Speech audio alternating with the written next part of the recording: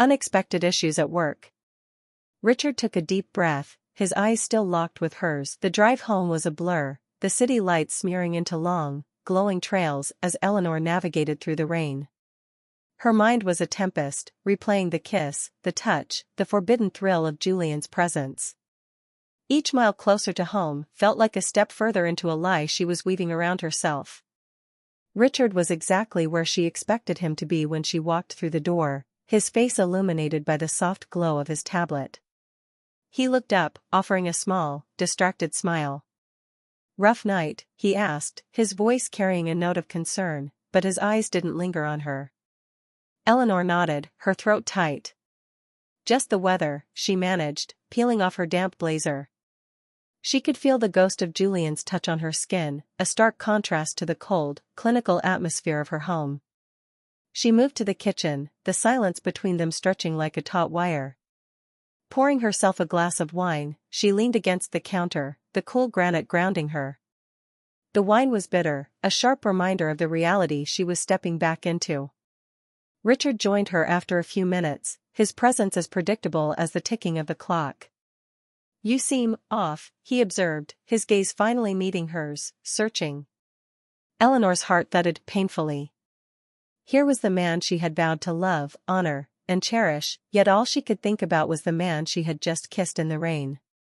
"It's nothing, just work stress," she lied, the words tasting like ash. He nodded, accepting her excuse with a resigned sigh. "I've been thinking, maybe we should take a weekend away, just the two of us. Reconnect." The suggestion, meant to be a bridge, felt like a chasm. "Maybe," she replied, her voice barely above a whisper. She took a sip of her wine, the liquid burning a path down her throat, mirroring the turmoil inside her. Richard watched her for a moment longer, his expression unreadable. "I know things have been different lately. I just want us to find our way back to each other." Eleanor set her glass down with a clink, the sound echoing in the quiet kitchen. "I want that too," she said, the words feeling hollow even as they left her lips. She turned away, busying herself with the pretense of tidying up, her mind racing with the implications of what she had done. The next morning, the house was filled with the mundane sounds of routine. Richard was already in the kitchen, the smell of coffee mingling with the crisp scent of his aftershave. Eleanor entered, her movements mechanical, her smile forced. "Morning," she greeted, her voice still carrying the weight of last night's deception. "Morning," Richard replied, his attention divided between his phone and the coffee maker. "I was thinking, maybe we could go to the cabin this weekend. Just us, no distractions." The cabin. A place of memories, of laughter, and now, a potential stage for her guilt. "Sounds nice," Eleanor said, her heart not in it. She poured herself a cup of coffee, the steam rising in delicate curls, much like her thoughts.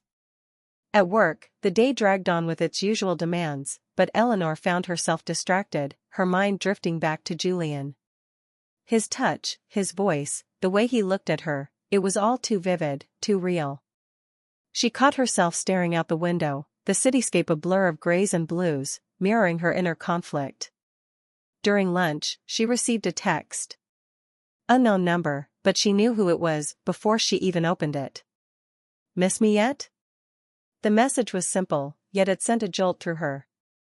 She deleted it quickly, her heart racing. The thrill was undeniable, but so was the dread of what this could mean for her life with Richard.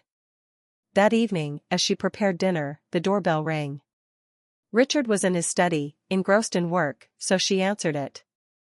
Standing there, under the porch light, was Julian, his presence as magnetic as it was dangerous. "Eleanor," he said, his voice a low rumble that seemed to vibrate through her. "What are you doing here?" she whispered, stepping outside and closing the door behind her. "I couldn't stay away," he confessed, his eyes searching hers. "I needed to see you." The proximity was too much, the air charged with the same electricity from the night before. "This is too risky, Julian. You can't just." He stepped closer, his hand reaching out to touch her face, his thumb brushing her cheek. "I know. But I can't help it." "Can you?" Her resolve wavered, the pull towards him undeniable. No, she admitted, her voice barely audible. They stood there, the tension palpable, the night air cool against their heated skin. Julian's gaze was intense, filled with a longing that mirrored her own. I should go, he said, but his feet didn't move. Eleanor nodded, her heart in her throat. Yes, you should.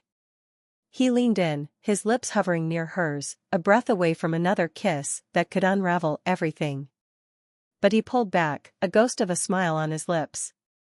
Until next time, he whispered, echoing his words from the night before. She watched him walk away, her body trembling with the force of her emotions. The door closed with a soft click, leaving her alone with the echo of his departure. Inside, the house felt colder, the walls closing in with the weight of her secrets. She returned to the kitchen, her hands trembling as she resumed chopping vegetables for dinner. The knife felt heavier, each slice a metaphor for the cuts she was making in her own life. Richard emerged from his study, his footsteps a steady rhythm on the hardwood floor. Who was that? He asked, his tone casual, but his eyes sharp with curiosity. Just a neighbor, Eleanor lied, her voice steady, despite the storm inside her. They were asking about the community watch schedule. Richard nodded, seemingly satisfied, but his gaze lingered on her a moment longer than usual. You know, I was thinking about the cabin trip. It could be good for us. Maybe we can leave early Friday, spend the whole weekend. Eleanor forced a smile, the thought of being alone with Richard in such an intimate setting now felt like a trap. Yes, that sounds good, she said, her voice betraying none of her inner turmoil. The week passed in a haze of work and pretense. Eleanor's days were filled with meetings and reports, but her nights were haunted by Julian's touch, his scent, the raw desire in his eyes. She found herself checking her phone more often than necessary, hoping for another message, another sign of his presence in her life. Thursday evening, as she was about to leave work, her phone buzzed. Another text from Julian. Can't stop thinking about you. Need to see you, asterisk asterisk. Her heart raced, her fingers hovering over the delete button, but she couldn't bring herself to erase the words. Instead, she typed back. We can't keep doing this. His reply was immediate. I know. But I need to see you one last time, asterisk asterisk. Eleanor stared at the screen, her resolve crumbling. She knew it was wrong, knew the risk, but the pull was too strong. She texted back. Tomorrow. After work. The usual spot, asterisk asterisk. The next day, the cabin trip loomed like a dark cloud over her. She packed with mechanical precision, each item a reminder of the life she was supposed to be living. Richard was enthusiastic, talking about fishing, hiking, and the peace they would find away from the city's noise. As she drove to meet Julian, the guilt gnawed at her. The usual spot was a secluded park, away from prying eyes, where the city's pulse was just a distant murmur. He was there, leaning against a tree, his figure a silhouette against the setting sun. Eleanor, he breathed out her name like a prayer when she approached. She didn't speak, just stepped into his embrace, her body fitting against his with a familiarity that was both comforting and terrifying. Their kiss was desperate, a silent acknowledgement of the finality of their meeting.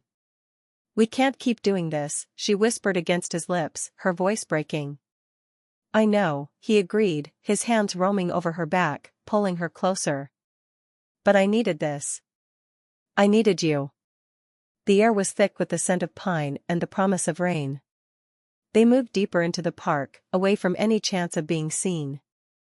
The tension between them was palpable, each touch, each kiss, a mix of longing and farewell.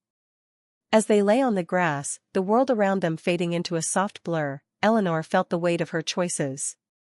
This is the last time, she said, her voice firm, though her heart ached with the lie. Julian looked at her, his eyes dark with emotion. I know. But remember, Eleanor, this isn't just about the thrill.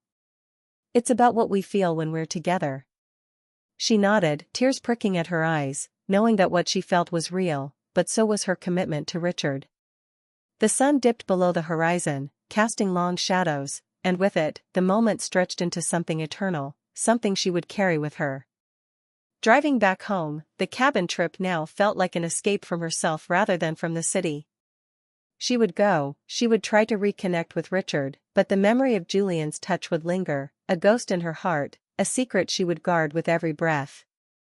The cabin was nestled in the heart of the dense woods, a place where the world seemed to slow down, where the air was crisp and the silence was a living thing. Eleanor stood on the porch, the wood creaking under her feet, as she watched Richard unload the car. The tranquility of the setting was a stark contrast to the turmoil within her. Richard glanced up, his smile genuine, a flicker of the man she once knew. "It's beautiful here, isn't it?" he said, his voice carrying a hopeful note. Eleanor nodded, her gaze drifting to the trees, their leaves whispering secrets in the gentle wind. "Yes, it is," she replied, her voice hollow. She felt like an imposter in this serene environment, her heart still pounding with the echoes of Julian's touch. They settled in, the cabin's interior warm and inviting, filled with the scent of pine and the faint mustiness of a place seldom used. Richard started a fire, the crackle of the wood a comforting sound, yet it did little to thaw the ice around Eleanor's heart. She watched him, his movements methodical, his face lit by the soft glow of the flames. Dinner was a quiet affair, the clink of cutlery against plates the only sound between them. Richard tried to engage her in conversation about their plans for the weekend, but Eleanor's responses were mechanical, her mind elsewhere. After dinner, they sat by the fire, the silence stretching uncomfortably. Richard reached for her hand, his touch gentle, seeking connection. "Eleanor, talk to me. What's been on your mind?" Her heart skipped a beat, the weight of her secrets pressing down on her. She looked into his eyes, those familiar eyes that once held all her trust and love. I've just been overwhelmed," she said, the truth tangled with lies. "Work, life, everything." He squeezed her hand, his expression softening. "I know it's been tough. But we're here now, just us. Let's make the most of it." Eleanor nodded, the guilt gnawing at her insides. She wanted to confess, to unburden herself, but the fear of losing what they had, or rather, what they once had, kept her silent. The next morning, they ventured out for a hike. The forest was alive with the sounds of nature, the crunch of leaves underfoot, the distant call of birds. Richard was animated, pointing out different plants and wildlife, trying to pull her into the moment. Eleanor tried, she really did, but her thoughts were a constant replay of her last moments with Julian. They stopped by a small stream, the water clear and cold. Richard sat down, pulling her beside him. "Let's take a break here," he suggested, his voice a soothing balm to the chaos in her mind. Eleanor sat beside him, the coolness of the rock seeping through her jeans. She dipped her fingers into the stream, the icy water a sharp contrast to the heat that still lingered from Julian's touch. Richard watched her, his eyes filled with a mix of concern and something she couldn't quite place. "I've been thinking," Richard began, his voice steady but his gaze intense, "about us, about how we've drifted apart. I want to fix this, Eleanor. I want to know what you need from me." The question hung in the air, heavy with expectation. Eleanor's heart raced, her mind screaming for her to confess, to let the truth out like a dam breaking. But instead, she found herself saying, "I just need time, Richard. Time to figure things out." He nodded, his expression one of resolve. "I'll give you all the time you need. But I'm here, Eleanor. I'm not going anywhere." The words, meant to comfort, only tightened the knot of guilt in her stomach. They continued their hike, the silence between them now filled with unspoken words and unresolved emotions. As they walked, the forest seemed to close in around them, the trees whispering secrets of their own. That evening, back at the cabin, Eleanor felt the walls closing in. The fire crackled, casting dancing shadows on the walls, mirroring the turmoil within her. Richard, sensing her unease, suggested they play a game of cards, something simple to lighten the mood. But every shuffle, every deal, felt like a metaphor for her life, dealing with secrets, shuffling her emotions. As they played, Richard's phone buzzed. He glanced at it, then back at her, his face unreadable. It's work, he said, but his voice was off, a note of something hidden beneath the surface. Eleanor's heart skipped. Was it possible? Had he found out? Her mind raced through scenarios, each more terrifying than the last. She watched him as he stepped outside to take the call, the door closing with a soft thud that echoed like a gavel in her mind. Alone in the cabin, the weight of her infidelity pressed down on her. She walked to the window, watching Richard's silhouette against the backdrop of the darkening woods.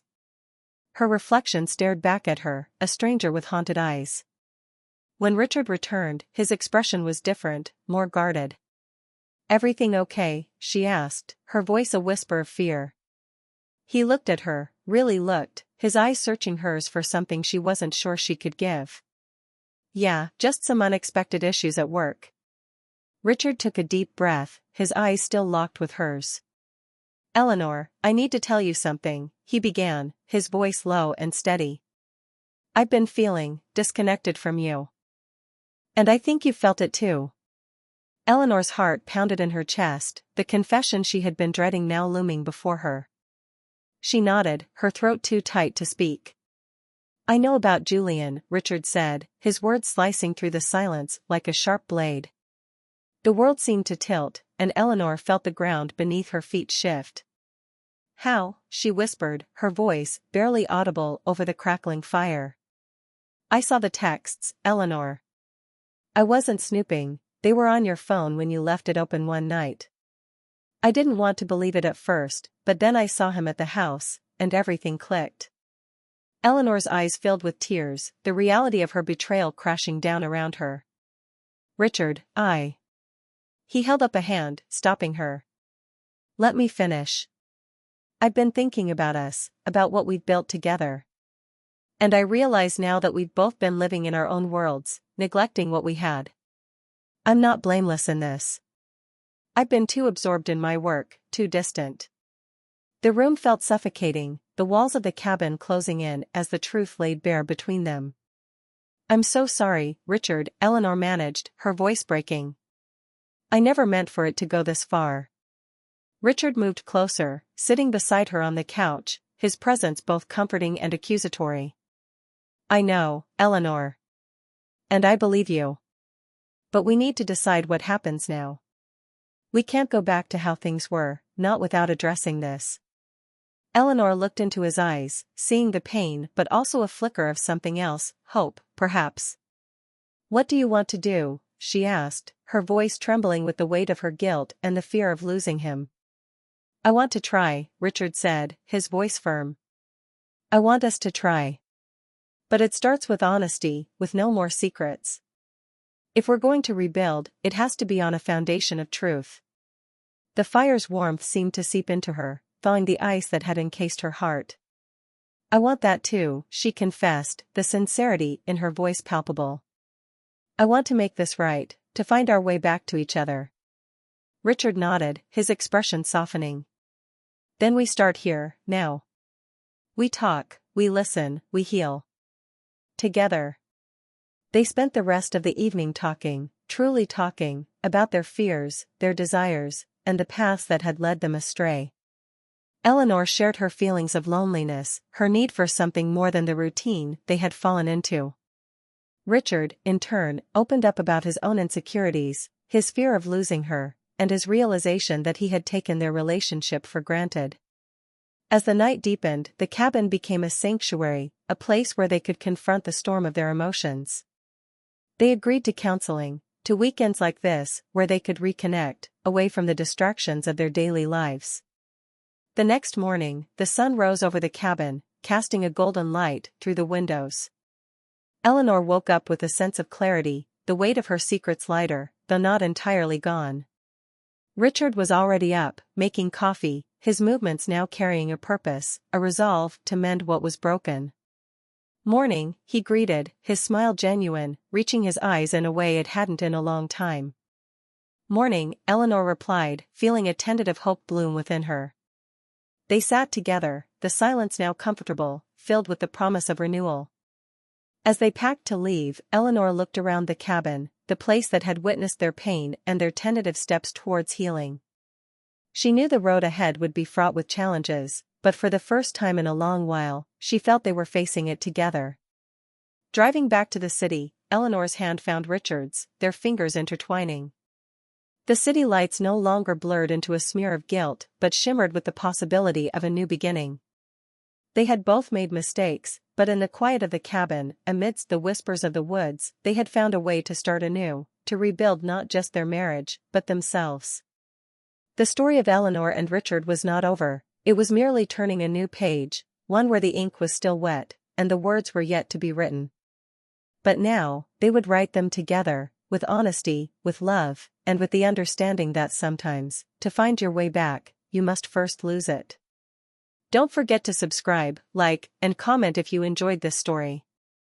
This will help us create more engaging stories for you.